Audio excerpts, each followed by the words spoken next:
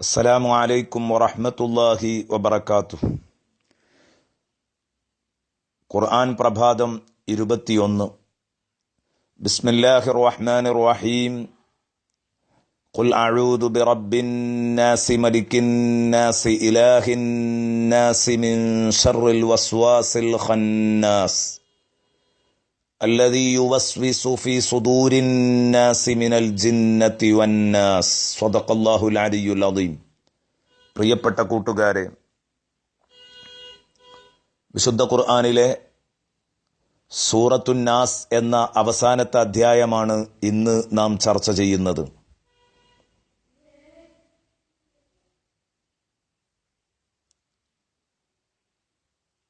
ഖുൽ അഊദു ബിസ്മില്ലാഹിർ റഹ്മാനിർ റഹീം. അള്ളാഹുവിൻ്റെ തിരുനാമത്തിൽ നമുക്ക് തുടങ്ങാം. അവൻ റഹ്മാനും റഹീമുമാകുന്നു. ഖുൽ അഊദു ബിറബ്ബിന്നാസ്.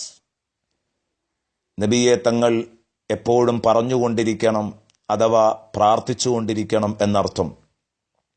അഊദു ബിറബ്ബിന്നാസ്, ജനങ്ങളുടെ രക്ഷിതാവിനെ കൊണ്ട് ഞാൻ അഭയം തേടുന്നു. ജനങ്ങൾക്ക് വെള്ളവും വെളിച്ചവും വായുവും അവശ്യവസ്തുക്കളുമെല്ലാം നൽകിക്കൊണ്ട് സംരക്ഷിക്കുന്ന ഒരുത്തനുണ്ടെങ്കിൽ അവനെക്കൊണ്ട് ഞാൻ അഭയം തേടുന്നു.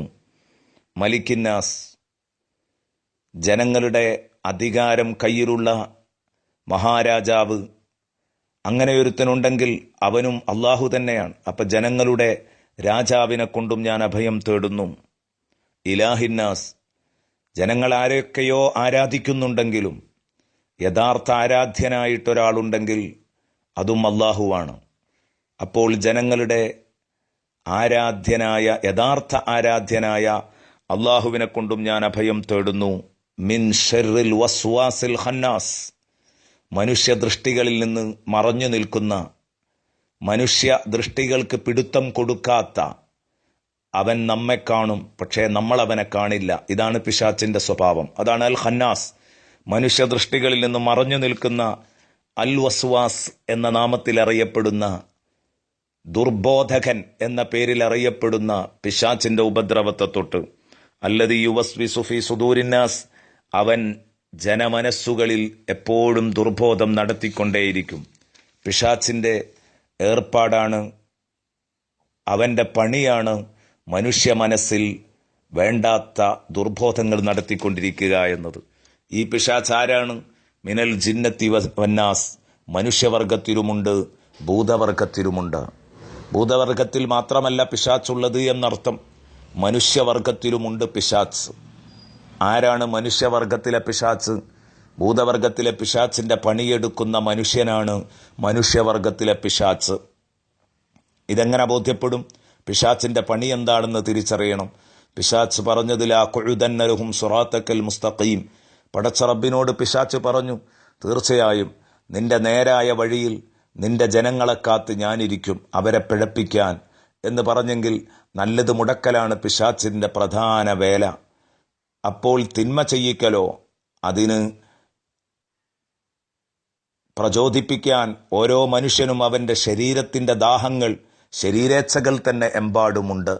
പക്ഷേ പിശാച്ചിന്റെ പ്രധാന ജോലി നന്മ മുടക്കലാണ്. നിസ്കാരം മുടക്കുക, നോമ്പ് മുടക്കുക, ഖുർആനോത്ത് മുടക്കുക, നല്ല കാര്യങ്ങളിൽ നിന്ന് പിന്തിരിപ്പിക്കലാണ്. അപ്പോൾ നല്ല കാര്യങ്ങളിൽ നിന്ന് നാം ജനങ്ങളെ പിന്തിരിപ്പിക്കുന്നുണ്ടെങ്കിൽ, അവർക്ക് വഴിതടസ്സങ്ങൾ സൃഷ്ടിക്കുന്നുണ്ട് നല്ല മാർഗങ്ങളിലെങ്കിൽ, നമ്മൾ മനുഷ്യ പിശാച്ചായിരിക്കുമെന്ന തിരിച്ചറിവ് വേണം. അതുകൊണ്ട് തന്നെ നാം ഓരോരുത്തരും മനുഷ്യ പിശാച്ചാകുന്നതിനെ തൊട്ട്, മനുഷ്യ പിശാച്ചായി പോകുന്നതിനെ തൊട്ട് വേണ്ടതുപോലെ ജാഗ്രത പാലിക്കണമെന്ന് പ്രത്യേകം ഓർമ്മപ്പെടുത്തുകയാണ്.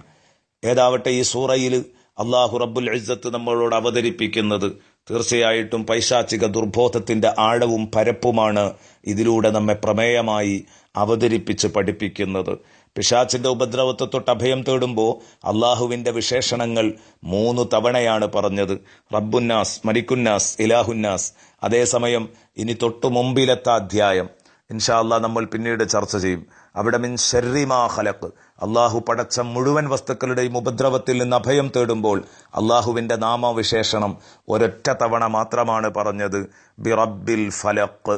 റബ്ബുൽ ഫലഖ് എന്ന് മാത്രമാണ്. ഇവിടെ 3 തവണ പറഞ്ഞു. എന്താണ് ഇത് പഠിപ്പിക്കുന്നത്? ഇമാം ഫഖ്റുദ്ദീൻ റാസി റളിയല്ലാഹു അൻഹു നമ്മെ പഠിപ്പിക്കുന്നത് കാണാം.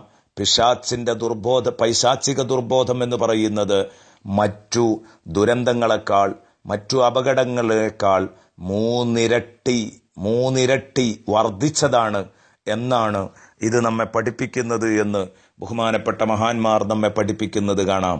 ഏതാവട്ടെ, സമയക്കുറവ് കൊണ്ട് ഇത്രമാത്രം ചുരുക്കി പറഞ്ഞ് അവസാനിപ്പിക്കുകയാണ്. അല്ലാഹു റബ്ബുൽ ഇസ്സത്ത് പൈശാചിക ദുർബോധത്തിൽ നിന്ന് നമ്മെ കാത്തുരക്ഷിക്കട്ടെ. ആമീൻ. അസ്സലാമു അലൈക്കും വറഹ്മത്തുള്ളാഹി വബറകാതുഹു.